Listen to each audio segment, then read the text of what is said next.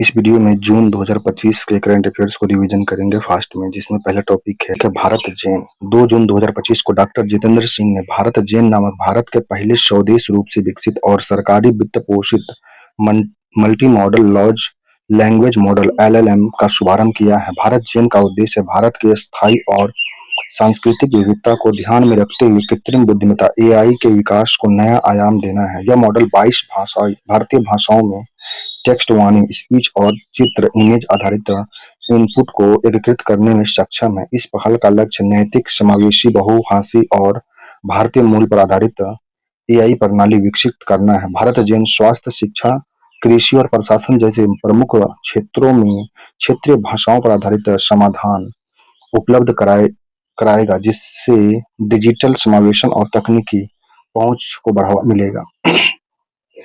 2 से 3 जून 2025 तक भारत जेन समिट 2025 का आयोजन नई दिल्ली में किया गया। यह देश का सबसे बड़ा जनरेटिव AI और लार्ज लैंग्वेज मॉडल (LLM) पर आधारित शिखर सम्मेलन एवं हैकाथॉन माना जा रहा है। 2 से 3 जून 2025 तक भारत जेन समिट 2025 का आयोजन नई दिल्ली में किया गया। नेक्स्ट टॉपिक है सेरेना विलियम्स। सेरेना विलियम्स जो 28 मई 2025 को टेनिस के दिग्गज खिलाड़ी सेरेना विलियम्स को प्रिंस ऑफ ऑस्ट्रेलियाई पुरस्कार 2025 के लिए चुना गया है। यह प्रतिष्ठित अंतर्राष्ट्रीय पुरस्कार कला, साहित्य, विज्ञान, खेल, सामाजिक कार्य और मानवता के उत्कृष्ट क्षेत्र में उत्कृष्टता योगदान देने वाले व्यक्तियों को संस्थानों को प्रदान किया जाता है। नेक्स्ट टॉपिक है ग्रीन फी। 27 मई 2025 को अमेरिका राज्य हवाई के गवर्नर जोश ग्रीन ने एक महत्वपूर्ण जलवायु परिवर्तन विधेयक पर हस्ताक्षर किए हैं। इनके साथ ही हवाई पर्यटक पर ग्रीन फी लागू करने वाला अमेरिका पहला राज्य बन गया है। यह ग्रीन फी जलवायु परिवर्तन के प्रभावों से निपटने, पर्यावरण संरक्षण तथा सतत पर्यटन को बढ़ावा देने के उद्देश्य लगाया गया है। इसके तहत राज्य के मौजूद ट्रांजिट एकोमोडेशन टैक्स में अतिरिक्त 0.75% कर को जोड़ा गया है। इस वृद्धि के बाद कुल TAT दर 11% हो गया है। यह नया शुल्क 1 जनवरी 2026 से प्रभावी होगा। यह tax hotel, short term rentals तथा पहली बार क्रूज जहाजों पर भी लागू किया जाएगा। उदाहरण के लिए, यदि किसी होटल का प्रति यात्री किराया $300 है, तो पर्यटक को ग्रीन फी के रूप में अतिरिक्त $2.25 भुगतान करना होगा। नेक्स्ट टॉपिक है आसियान। 26 मई 2025 को 46वें आसियान और साउथ एशियन नेशन शिखर सम्मेलन का आयोजन कुलालंपुर में किया गया। इस शिखर सम्मेलन की अध्यक्षता मलेशिया के प्रधानमंत्री अनवर इब्राहिम ने किया था। आसियान शिखर सम्मेलन 26 मई 2025 को 46वें एशियान शिखर सम्मेलन का आयोजन कुलालंपुर में किया गया। इस शिखर सम्मेलन की अध्यक्षता मलेशिया के प्रधानमंत्री अनवर इब्राहिम ने किया। इस शिखर सम्मेलन का मुख्य विषय समावेशन और अस्थिरता था। सम्मेलन में यदि सभी सदस्य देश ने विकास संबंधी अंतराल और असमानताओं को कम करने, लोगों के जीवन स्तर में सुधार लाने तथा जलवायु परिवर्तन के प्रभाव को कम करने के प्रयास को प्राथमिकता देने पर सहमति व्यक्त की है। आसियान के बारे में जानकारी है। Association of south Asian nation दक्षिण पूर्वी एशिया के 10 देशों का एक क्षेत्रीय संगठन है। आसियान में 10 देश हैं। इसके सदस्य देश हैं Indonesia, Thailand, Singapore, Philippines, Malaysia, Vietnam, Brunei, Cambodia, Myanmar और लाओस है। तिमोर लेस्टे 11वां सदस्य बना है। स्थापना आसियान का स्थापना 1967 में किया गया था। मुख्यालय इसका जो है इंडोनेशिया में, जकार्ता इंडोनेशिया में। आसियान का 11वां सदस्य जो है तिमोर लेस्टे है। नेक्स्ट टॉपिक है पेंशन अदालत 2025। 4 जून 2025 को 13वीं पेंशन अदालत 2025 का आयोजन विज्ञान भवन में किया गया। इस कार्यक्रम की अध्यक्षता केंद्रीय राज्य मंत्री जितेंद्र सिंह ने किया। यह पेंशन अदालत पेंशन एवं पेंशनभोगी कल्याण विभाग द्वारा आयोजित की गई है। वर्ष 2025 की इस पेंशन अदालत का मुख्य विषय पारिवारिक पेंशन था। इस पहल का प्रमुख उद्देश्य पेंशन भोगियों को पुराने तथा लंबे समय से लंबित शिकायतों का त्वरित समाधान करना, पेंशन संबंधी समस्याओं को निपटारा करने तथा पारिवारिक पेंशन से जुड़े मामले में पारदर्शिता और सुविधा सुनिश्चित करना है। नेक्स्ट टॉपिक है भारत यूके प्रथम रणनीति निर्यात तथा प्रौद्योगिकी सहयोग वार्ता 2025। 3 जून 2025 को भारत यूके प्रथम रणनीतिक निर्यात तथा प्रौद्योगिकी सहयोग वार्ता 25 का आयोजन नई दिल्ली में किया गया। इसके साथ ही 17वें भारत यूके विदेश कार्यालय परामर्श का भी आयोजन हुआ। इस बैठक में भारतीय प्रतिनिधिमंडल का नेतृत्व विक्रम मिस्त्री ने किया, जबकि यूनाइटेड किंगडम यूके की ओर से विदेश राष्ट्रमंडल एवं विकास कार्यालय के अस्थायी अवर सचिव ओलिवर रॉबिन्स ने भाग लिया। इससे पूर्व दोनों देशों के बीच पिछले बैठक मई 2024 में लंदन में आयोजित की गई थी। बैठक के दौरान दोनों पक्षों ने भारत यूके मुक्त व्यापार समझौते फ्री ट्रेड एग्रीमेंट एफटीए तथा दोहरे योगदान सम्मेलन डबल कंट्रीब्यूशन कन्वर्जेशन के समापन का स्वागत किया। साथ ही व्यापक रणनीतिक साझेदारी को और अधिक गहरा एवं विविधतापूर्ण बनाने पर जोर दिया। दोनों देशों में व्यापार, निवेश और वित्तीय क्षेत्र, रक्षा एवं सुरक्षा, आतंकवाद रोधी सहयोग, प्रौद्योगिकी, विज्ञान एवं नवाचार, हरित ऊर्जा, जलवायु परिवर्तन, स्वास्थ्य, शिक्षा तथा लोगों के बीच संबंधों को मजबूत करने के उपाय पर विस्तृत चर्चा की गई। नेक्स्ट टॉपिक है नॉमडेक एलिफेंट। 31 मई से 13 जून 2025 तक भारत में मंगोलिया के बीच संयुक्त सैन्य अभ्यास नॉमडेक एलिफेंट 25 का आयोजन किया गया। यह 17वां संस्करण था। यह भारत और मंगोलिया के बीच आयोजित होने वाला एक वार्षिक संयुक्त सैन्य अभ्यास है, जिसे दोनों देशों के में बारी-बारी से आयोजित किया जाता है। यह सैन्य अभियान की शुरुआत 2004 में किया गया था। नॉमडेक एलिफेंट इस अभ्यास का उद्देश्य दोनों देशों की सेनाओं के बीच सामरिक सहयोग, संयुक्त संचालन क्षमता, आतंकवाद रोधी अभियान में समन्वय तथा सैन्य संबंधों को मजबूत करना है। इससे पूर्व नॉमडेक एलिफेंट का अभ्यास 16वां संस्करण जुलाई 24 में ओमोरियो, मेघालय में आयोजित किया गया था। नेक्स्ट टॉपिक है विकसित कृषि संकल्प अभियान। 12 जून 2025 को 15 दिवसीय देशव्यापी विकसित कृषि संकल्प अभियान का समापन बारदौली, गुजरात में हुआ। इस अभियान की शुरुआत 29 मई 2025 को उड़ीसा से की गई थी। अभियान के दौरान केंद्रीय कृषि मंत्री शिवराज सिंह चौहान ने विभिन्न राज्यों का दौरा कर किसान चौपाल, सम्मेलन और पद यात्राओं के माध्यम से किसानों से संवाद किया। इस अभियान के अंतर्गत उन्होंने उड़ीसा, जम्मू कश्मीर, हरियाणा, बिहार, महाराष्ट्र, पंजाब, उत्तराखंड, राजस्थान, मध्य प्रदेश, कर्नाटक, तेलंगाना, दिल्ली और गुजरात का दौरा किया। इस देशव्यापी अभियान के माध्यम से लगभग 1 करोड़ 12 लाख किसानों से संवाद स्थापित किया गया तथा 1 लाख से अधिक गांव तक पहुंच सुनिश्चित की गई। इस अभियान का उद्देश्य किसान को आधुनिक कृषि तकनीक, सरकारी योजना, सतत कृषि पद्धतियों और कृषि नवाचार के प्रति जागरूक करना तथा विकसित कृषि की दिशा में जन भागीदारी को बढ़ावा देना था। नेक्स्ट टॉपिक है खान क्वेस्ट। 14 से 28 जून 2025 तक बहुराष्ट्रीय सैन्य अभ्यास खान क्वेस्ट 2025 का 22वां संस्करण उड़ान बटोर में किया गया था। इसका यह अभ्यास विश्व के विभिन्न देशों की सेनाओं के बीच सहयोग बढ़ावा तथा शांति स्थापना अभियानों की क्षमताओं को मजबूत करने के उद्देश्य से आयोजित किया गया। इसका प्रमुख उद्देश्य बहुराष्ट्रीय वातावरण में संचालन करते हुए भारतीय सशस्त्र बलों को संयुक्त राष्ट्र शांति अभियान के लिए तैयार करना था। इस अभ्यास का पिछला संस्करण 27 जुलाई से 9 अगस्त 2024 तक मंगोलिया में किया गया था। खान क्वेस्ट अभ्यास की शुरुआत पहली बार 2003 में यूनाइटेड स्टेट और मंगोलिया की सशस्त्र सेनाओं के बीच एक द्विपक्षीय अभ्यास के रूप में हुई थी। बाद में वर्ष 2006 में इस बहुराष्ट्रीय शांति स्थापना अभ्यास को स्वरूप दे दिया गया था। नेक्स्ट टॉपिक है फ्लाइट लेफ्टिनेंट यशस्वी सोलंकी। जून 2025 में फ्लाइट लेफ्टिनेंट यशस्वी सोलंकी भारत के राष्ट्रपति द्रौपदी मुर्मू की पहली महिला एडीसी नियुक्त की गई है। यह एक ऐतिहासिक उपलब्धि है क्योंकि अब तक यह पद पुरुष अधिकारियों के पास था। यह हरियाणा के चरखी दादरी जिले की रहने वाली है। फ्लाइट लेफ्टिनेंट यशस्वी सोलंकी एडीसी कौन होते हैं?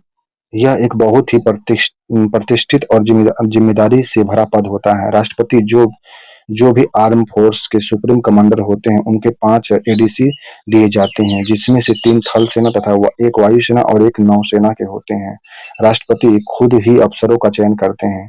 यह राष्ट्रपति के सबसे करीबी सैन्य सहायक होते हैं। ये राष्ट्रपति और आर्म्ड फोर्सेज के बीच कम्युनिकेशन स्थापित करने का कार्य करते हैं। इसीलिए एडीसी का कार्य होता है। एडीसी राष्ट्रपति के साथ सभी औपचारिक कार्यक्रम में उसकी सहायता करते हैं। राष्ट्रीय और अंतर्राष्ट्रीय बैठकों, सम्मेलन और विजिटर्स के दौरान प्रोटोकॉल निभाने की जिम्मेदारी भी इन्हीं को दिया जाता है। राष्ट्रपति के दैनिक शेड्यूल की सुरक्षा संबंधी गतिविधि में एडीसी सहायक होते हैं। नेक्स्ट टॉपिक है ऑपरेशन सिंधु। 18 जून 2025 को भारत सरकार ने ईरान और इजराइल से भारतीय नागरिकों को सुरक्षित रखने के लिए ऑपरेशन सिंधु शुरू किया है। ऑपरेशन सिंधु जो था 18 जून 2025 को भारत सरकार ने ईरान और इजराइल से भारतीय नागरिक को सुरक्षित निकालने के लिए ऑपरेशन सिंधु शुरू किया गया। ईरान और इजराइल के बीच जारी संघर्ष तथा क्षेत्र में बिगड़ती सुरक्षा स्थिति को देखते हुए भारत सरकार ने यह निकासी अभियान आरंभ किया था। नेक्स्ट टॉपिक है विश्व टेस्ट चैंपियनशिप।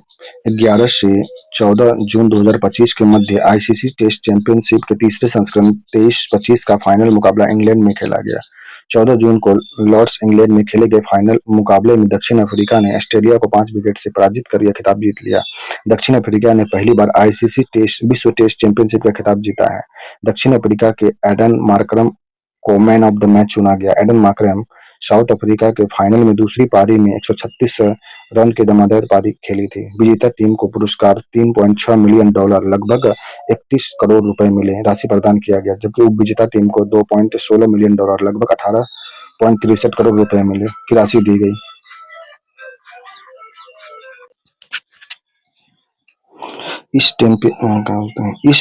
इस बार टेस्ट चैंपियनशिप के टेबल में तीसरे नंबर पर रहा।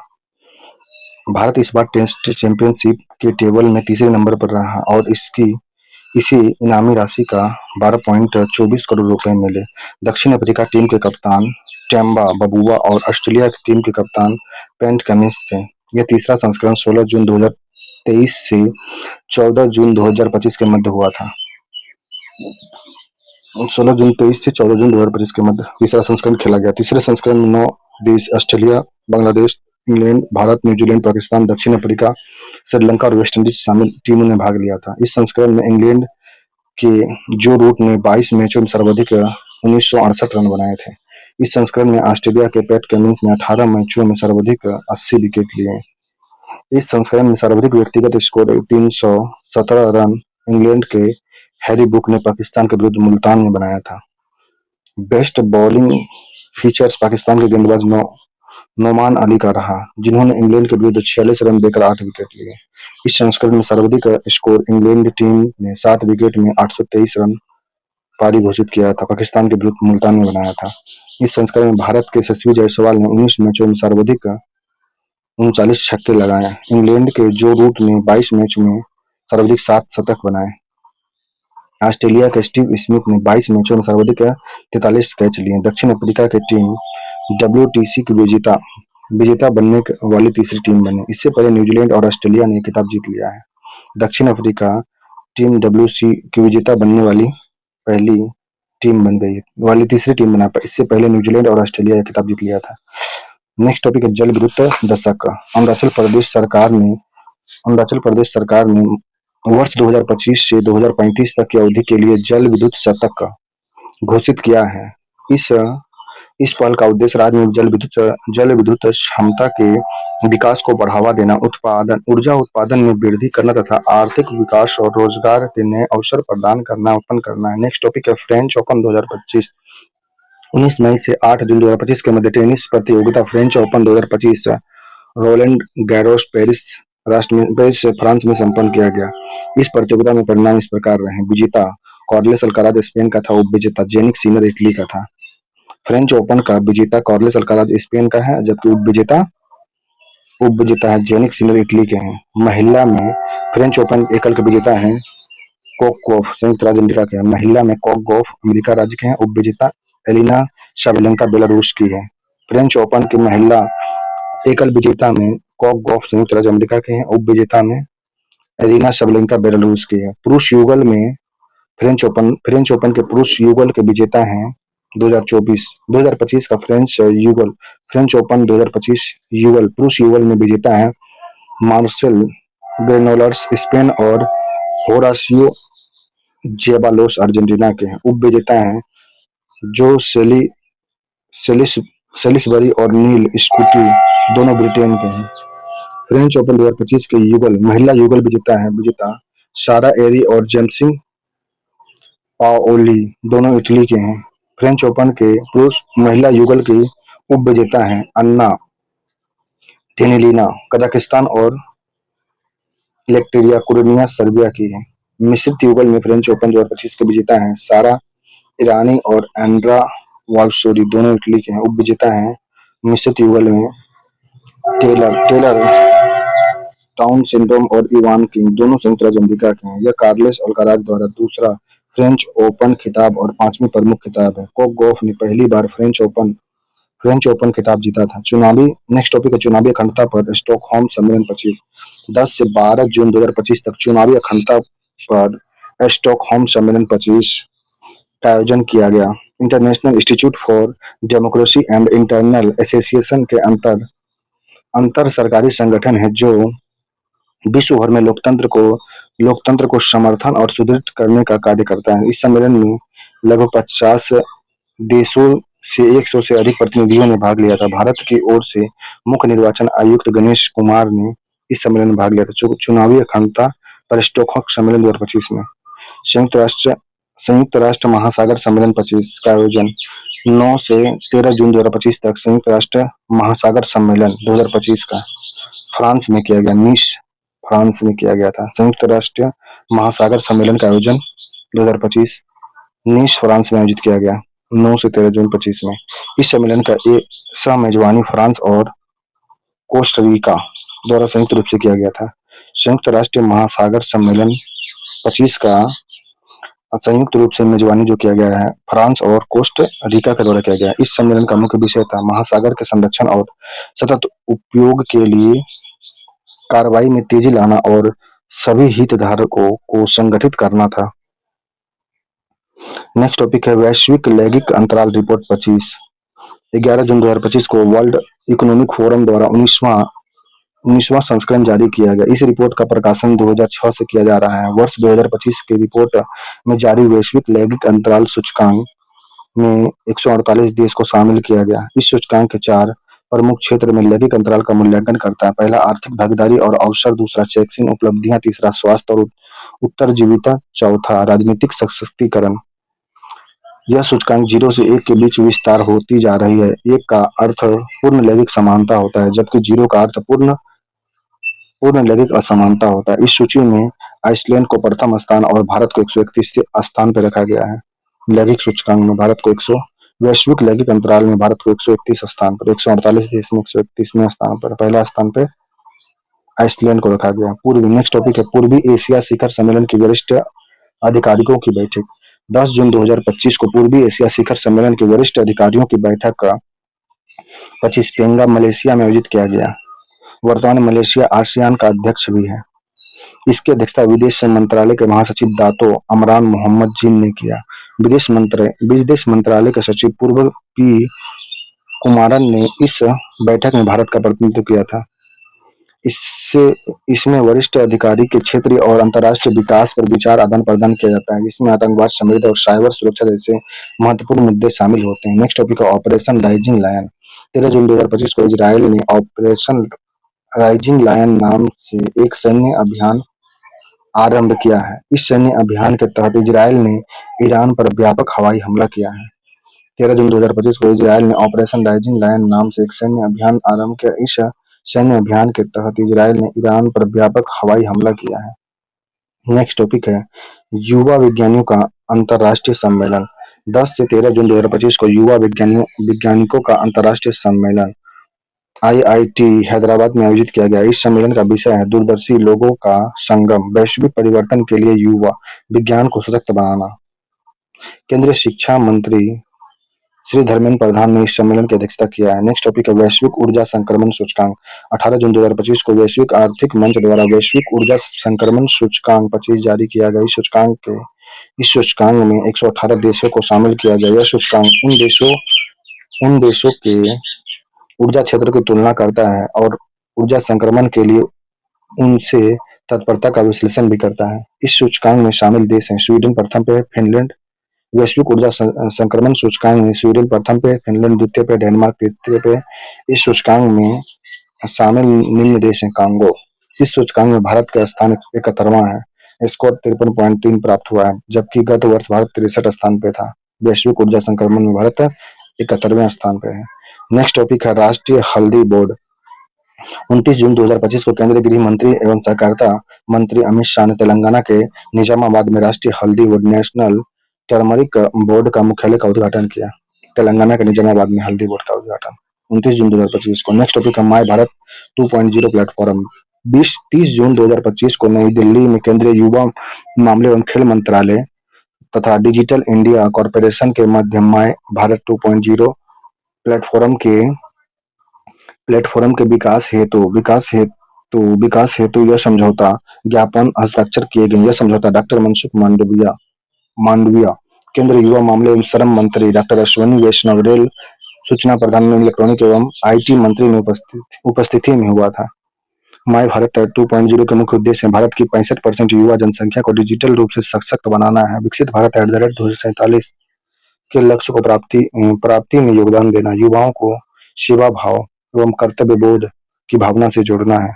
माय भारत 2.0 का मुख्य उद्देश्य है 65% युवा जनसंख्या को डिजिटल रूप से सशक्त करना, विकसित भारत @ के लक्ष्य प्राप्ति योगदान, युवाओं को सेवा भाव एवं कर्तव्य बोध की भावना से जोड़ना है। नेक्स्ट टॉपिक है शताब्दी समारोह।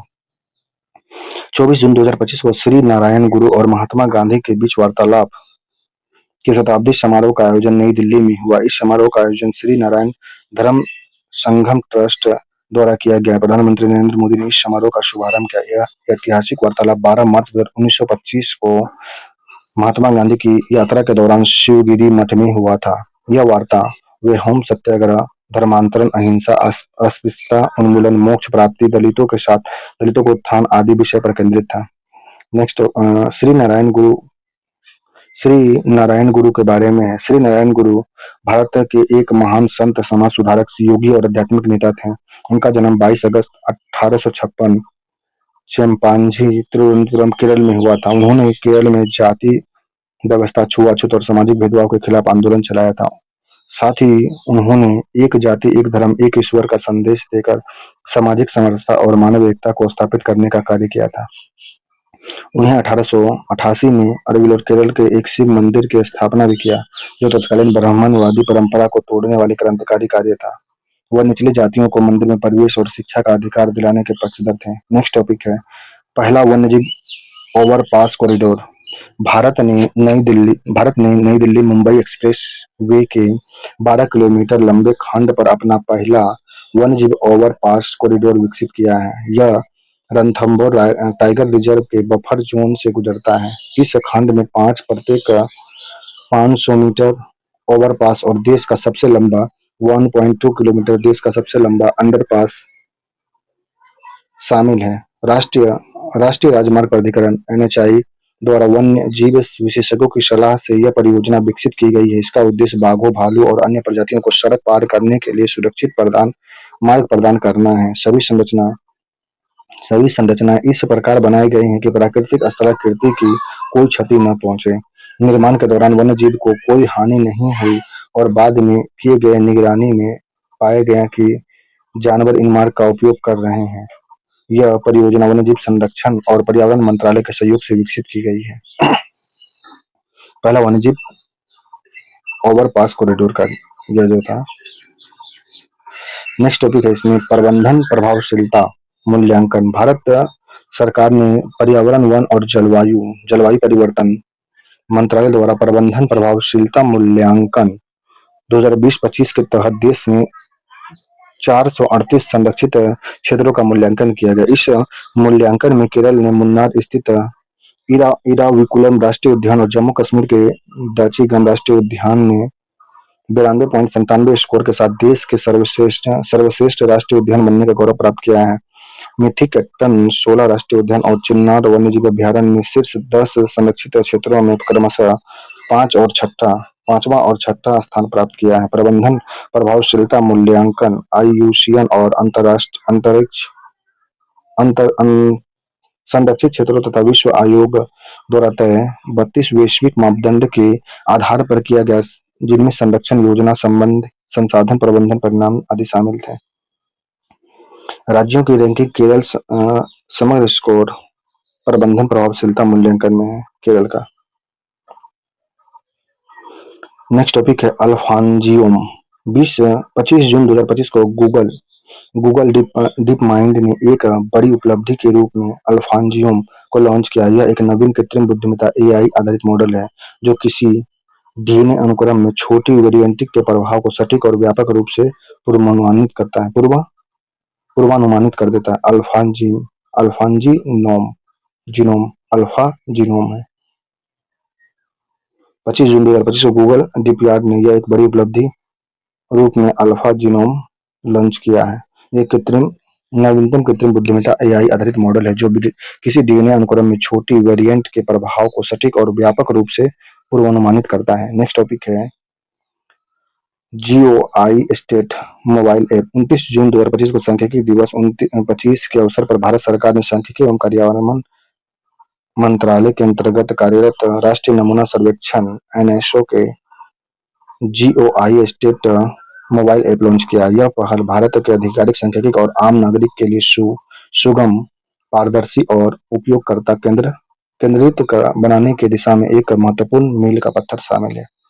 नेक्स्ट टॉपिक है भारत भूटान विकास सहयोग वार्ता 2025। 30 जून 2025 को भारत भूटान विकास सहयोग वार्ता 25 नई दिल्ली में आयोजित किया गया। इसमें भारतीय प्रतिनिधिमंडल का नेतृत्व सचिव पश्चिम श्री तन्मय लाल ने किया था, जबकि भूटान प्रतिनिधिमंडल का नेतृत्व भूटान के विदेश सचिव ओम पेमा चौंडेन ने किया था। वर्तमान में वार्ता के दौरान दोनों देशों में समर्थन के विभिन्न घटकों पर चर्चा और पिछले दौर में अनुमोदित परियोजनाओं का कार्यान्वयन में प्रगति की समीक्षा की गई। विकास सहयोग वार्ता भारत भूटान विकास साझेदारी के पूर्ण स्पेक्ट्रम की समीक्षा करने के लिए एक महत्वपूर्ण द्विपक्षीय तंत्र था। भारत सरकार जीओआई ने भूटान की 13वीं पंचवर्षीय योजना अवधि 24 भारत सरकार ने भूटान की 13वीं पंचवर्षीय योजना 24 से 29 के लिए 10,000 करोड़ मतलब 100 बिलियन का समर्थन करने का प्रतिबद्धता जताई है। डॉक्टर प्रजा मित्र भूयान। नेक्स्ट टॉपिक है डॉक्टर प्रजा मित्र भूयान। 30 जून 2025 को आईआईएम कोलकाता के सहायक प्रोफेसर डॉक्टर प्रजा मित्र भूयान को सांख्यिकी में 2025 के लिए प्रोफेसर सीआर राव राष्ट्रीय सांख्यिकी पुरस्कार से सम्मानित किया गया है। उन्हें सांख्यिकी के क्षेत्र में उनके असाधारण योगदान के लिए यह पुरस्कार दिया गया था। नेक्स्ट टॉपिक है नाटो शिखर सम्मेलन 24 से 25 जून 2025 के मध्य नाटो शिखर सम्मेलन 2025 द हेग नीदरलैंड में आयोजित किया गया। नाटो शिखर सम्मेलन का आयोजन 24 से 25 जून 25 में द हेग नीदरलैंड में आयोजित किया गया। इस शिखर सम्मेलन में नाटो के सदस्यों देशों के राष्ट्र प्रमुख और सरकार के प्रतिनिधियों ने भाग लिया था। इसमें सभी नाटो सदस्य 2035 तक रक्षा और सुरक्षा व्यय के सकल घरेलू उत्पाद का 5% तक बढ़ाने पर सहमति हुए हैं। नाटो के बारे में नाटो का पूर्ण नाम है NATO North Atlantic Treaty Organization. इसकी स्थापना नाटो सामूहिक रक्षा संधि के तहत 1949 में हुआ था। 4 अप्रैल 1949 को इस संधि पर हस्ताक्षर वार्षिक रणनीति के गठबंधन के नेताओं द्वारा किया गया था। यह संधि वार्षिक गठन संधि कहलाती है। इस संधि के अनुच्छेद 5 के अनुसार इस संगठन के किसी एक सदस्य पर हमला होने पर सभी सदस्य उसकी सहायता करेंगे। इस अनुच्छेद का उपयोग अब तक केवल एक बार किया गया। वर्ष 2001 में अमेरिका ने अल-कायदा ने हमला किया था अमेरिका पर। जब वर्ष 2001 में अमेरिका में अल-कायदा ने हमला किया था। शुरू में नाटो के संस्थापक सदस्य 12 थे। वर्तमान में कुल 32 हैं। अंतिम सूडान जुड़ा हुआ है। मुख्यालय ब्रुसेल्स। नाटो का मुख्यालय ब्रुसेल्स बेल्जियम में। नेक्स्ट टॉपिक है पहला हॉकी इंडियन मास्टर कप 2025। 18 से 27 जून 2025 तक पहला हॉकी इंडियन मास्टर कप 2025 पुरुष और महिला चेन्नई तमिलनाडु में आयोजित किया गया। हॉकी इंडिया मास्टर कप 2025 में 11 पुरुष 11 पुरुष और 8 महिला टीम ने भाग लिया था। फाइनल मुकाबला में चेन्नई तमिलनाडु के एम. राधाकृष्णन हॉकी स्टेडियम में खेला गया था। पुरुष वर्ग में हॉकी यूनिट ऑफ तमिलनाडु ने हॉकी महाराष्ट्र को 5-0 से हराकर खिताब जीत लिया है। हॉकी चंडीगढ़ ने पुरुष वर्ग में हॉकी एसोसिएशन ऑफ उड़ीसा को 2-1 से हराकर कांस्य पदक जीता। हॉकी एसोसिएशन ऑफ उड़ीसा ने महिला वर्ग के फाइनल में हॉकी पंजाब को 1-0 से हराकर खिताब जीत लिया है। हरियाणा हॉकी के महिला वर्ग ने हॉकी टूर्नामेंट में तमिलनाडु को 4-3 से हराकर कांस्य पदक जीता है। हॉकी इंडियन मास्टर कप 40 वर्ष से अधिक आयु के पुरुष खिलाड़ियों के लिए, जबकि महिला में 35 वर्ष से अधिक महिला खिलाड़ी के लिए है। नेक्स्ट टॉपिक है फास्ट पेट्रोल वेसल अदम्य। 26 जून 2025 को पहला फास्ट पेट्रोल वेसल एफपीसी अदम्य गोवा में भारतीय तटरक्षक बल में शामिल हुआ है। इस जहाज का डिजाइन और निर्माण गोवा शिपयार्ड लिमिटेड ने किया है। यह गोवा शिपयार्ड लिमिटेड द्वारा निर्मित 8 एफपीवी परियोजना के तहत पहला फास्ट पेट्रोल वेसल है। नेक्स्ट टॉपिक है स्मार्ट सिटी मिशन। 25 जून 2025 को स्मार्ट सिटी मिशन के 10 साल पूरे हो गए हैं।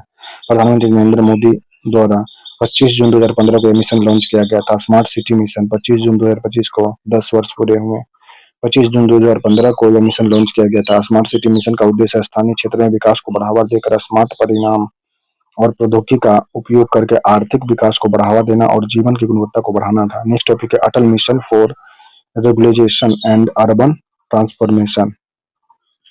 25 जून 2025 को Atal mission for regulation and urban transformation यानी अमृत के 10 वर्ष पूर्ण हो गए। 25 जून 2015 को शुरू हुए इस मिशन का उद्देश्य था जल आपूर्ति, सीवेज, शहरी परिवहन और पार्क जैसी बुनियादी सेवा प्रदान करना था। यह शहर में जीवाणु गुणवत्ता में सुधार लाने का एक बड़ी पहल था।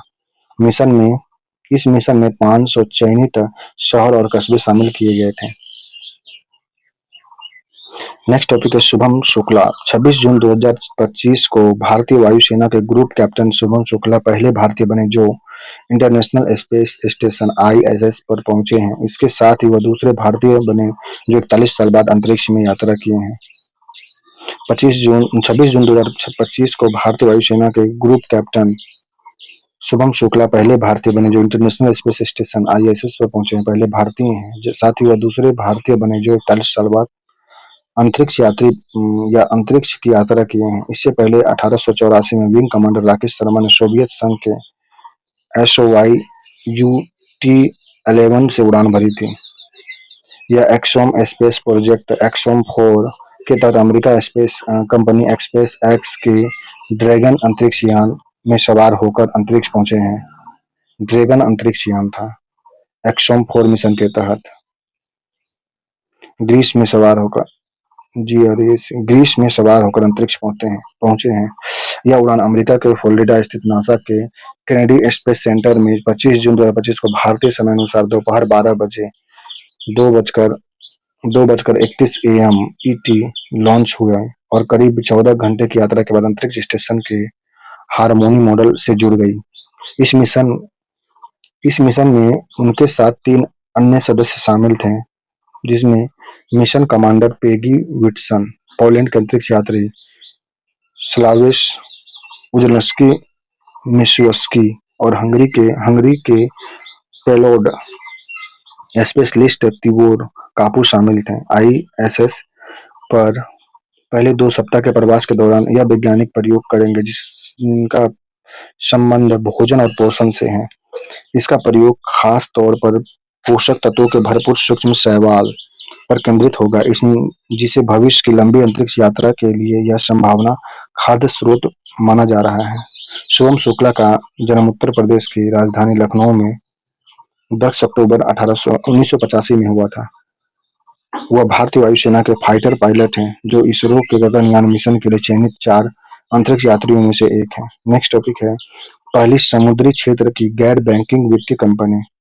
26 जून 2025 को केंद्रीय बंदरगाह, पोत परिवहन और जल मार्ग क्षेत्र मंत्री सर्बानंद सोनोवाल ने भारत की पहली समुद्री क्षेत्र की गैर बैंकिंग वित्तीय company Sagarmala finance corporation limited का उद्घाटन किया। पूर्व में सागरमाला डेवलपमेंट कंपनी लिमिटेड के रूप में जानी जाने वाली इस संस्थान को अब reserve bank of India (RBI) द्वारा 19 जून 2025 को एक एनबीएफसी के रूप में पंजीकृत किया गया है। एसएफसीएल की मिनी रत्न श्रेणी 1 का दर्जा प्राप्त किया गया है और यह अब भारत के समुद्री अवसंरचना विकास में अमृत काल विजन 2047 के लिए अनुरूप एवं पुनरावर्तन भूमिका निभाएगी। वित्तीय घाटे को कम करने के लिए समुद्री क्षेत्र की वित्तीय जागरूकता को पूरा करने के लिए वित्त समावेशन पेश किया गया है। बंदरगाह प्राधिकरण, शिपिंग कंपनी, एनसी स्टार्टअप और समुद्री शैक्षणिक संस्थान जैसे विविध हितधारकों को लघु, मध्यम और दीर्घकालिक वित्त पोषण सहित अनुरूप वित्तीय उत्पाद प्रदान करना इसका कार्य है। एसएमएससीएल जहाज निर्माण, अक्षय ऊर्जा, क्रूज, पर्यटन और समुद्री शिक्षा जैसे निजी क्षेत्रों को भी समर्थन देगा।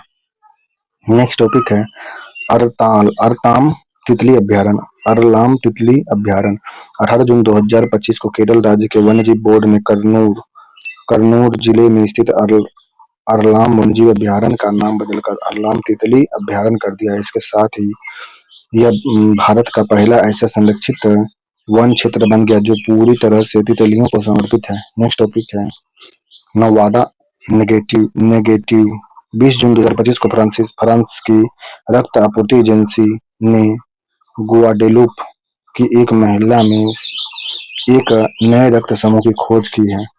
फ्रांस के वैज्ञानिक ने कैरियोबाई द्वीप गुआडेलूप की एक महिला में एक नया और अत्यंत दुर्लभ रक्त समूह खोजा है। इस रक्त समूह का नाम गुआडा नेगेटिव रखा गया है।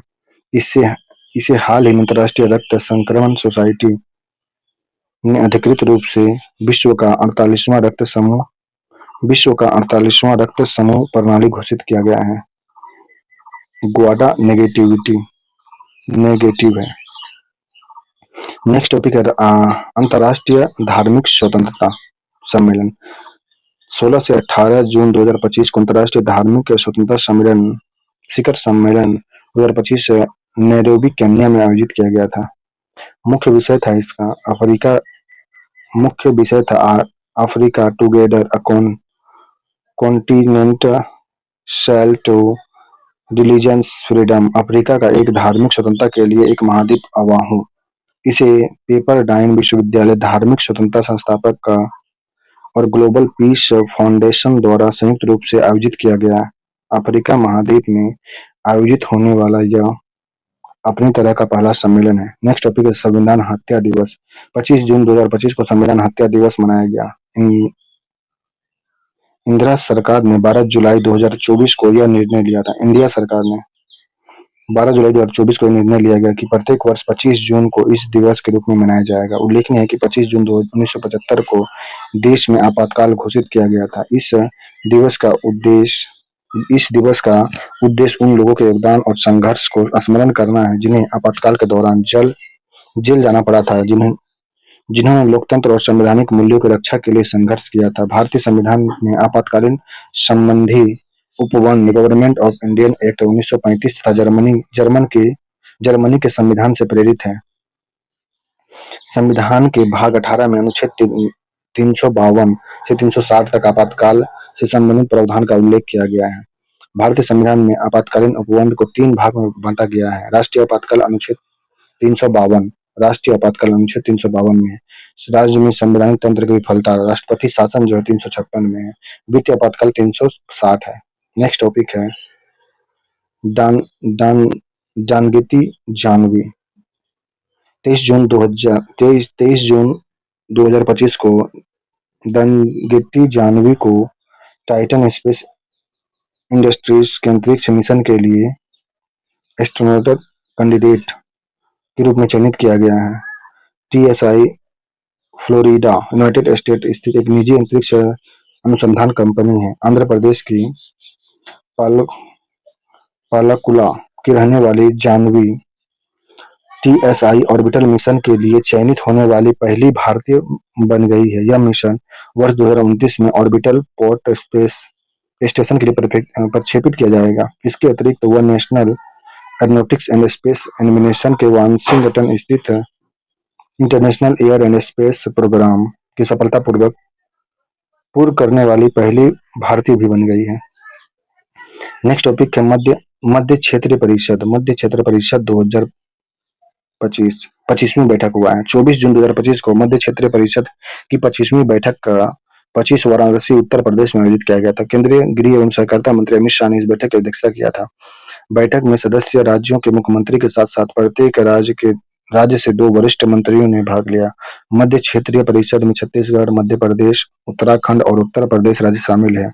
यह बैठक गृह मंत्रालय, भारत सरकार के अधीन अंतर राज्य परिषद सचिवालय द्वारा उत्तर प्रदेश सरकार के सहयोग से आयोजित हुई है। राज्य पुनर्गठन अधिनियम 1956 के धारा 15 से 22 तक 5 क्षेत्रीय परिषद की स्थापना की गई है। केंद्रीय गृह मंत्री इन 5 क्षेत्रीय परिषद के अध्यक्ष हैं और 10 सदस्य राज्य केंद्र शासित प्रदेश के मुख्यमंत्री, उपराज्यपाल, प्रशासक इनके सदस्य हैं, जिनमें से सदस्य राज्यों में से एक राज्य के मुख्यमंत्री हर साल बारी बारी से उपाध्यक्ष होते हैं।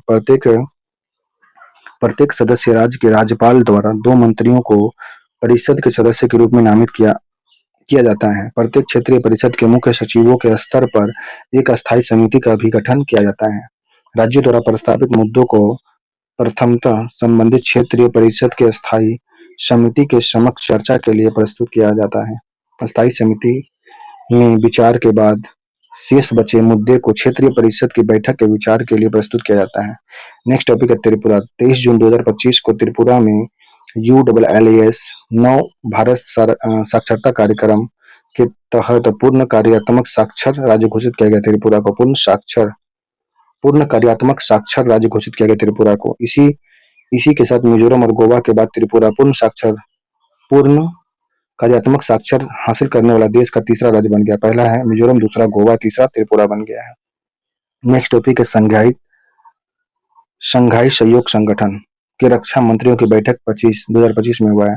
25 से 26 जून 2025 को शंघाई सहयोग संगठन के रक्षा मंत्रियों की बैठक 2025 चीन के किंगदाओ में आयोजित किया गया। रक्षा मंत्री राजनाथ सिंह इस बैठक में भारतीय प्रतिनिधिमंडल का नेतृत्व किए थे।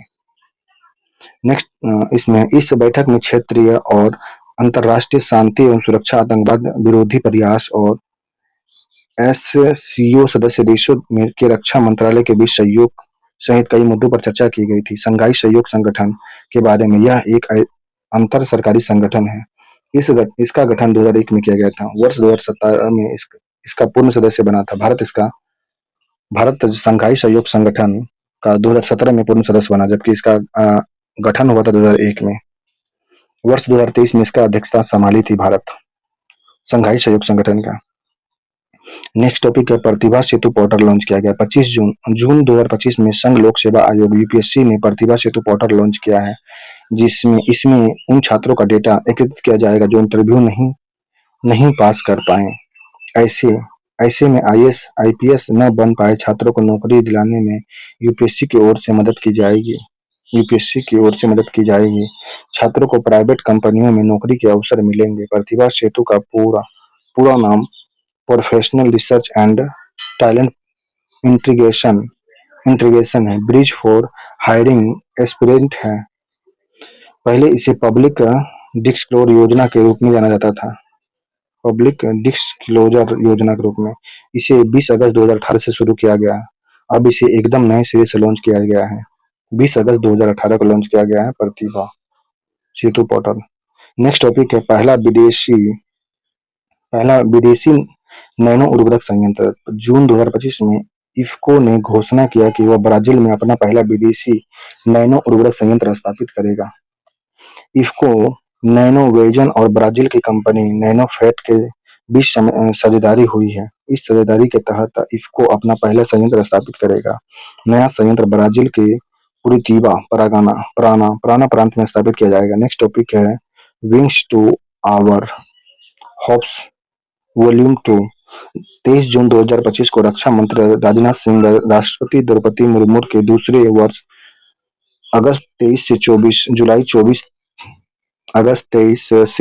24 में दिए गए भाषण के संकल्प wings to our hope volume 2 और आशाओं की उड़ान खंड 2 का विमोचन किया है। केंद्रीय सूचना और प्रसारण मंत्री अश्विनी वैष्णव और केंद्रीय राज्य मंत्री डॉक्टर एल मुरुगन विशेष अतिथि के रूप में उपस्थित रहे। Wing to our hope volume 2 51 भाषाओं का एक संकलित संग्रह है।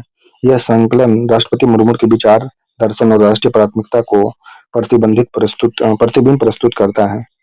यह पुस्तक राष्ट्रपति भवन द्वारा संकलित और प्रकाशित प्रभाव सूचना और प्रशासन मंत्रालय द्वारा प्रकाशित किया गया है। पुस्तकों के ई संस्करण के भी साथ ही जारी किए गए हैं।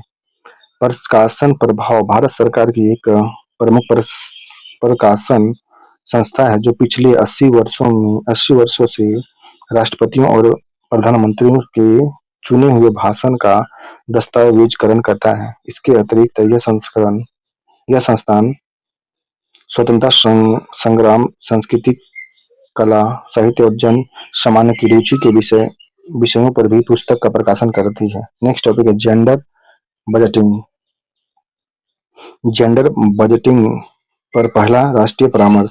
19 जून 2025 को महिला एवं बाल विकास मंत्रालय द्वारा जेंडर बजटिंग पर पहला राष्ट्रीय परामर्श नई दिल्ली में आयोजित किया गया।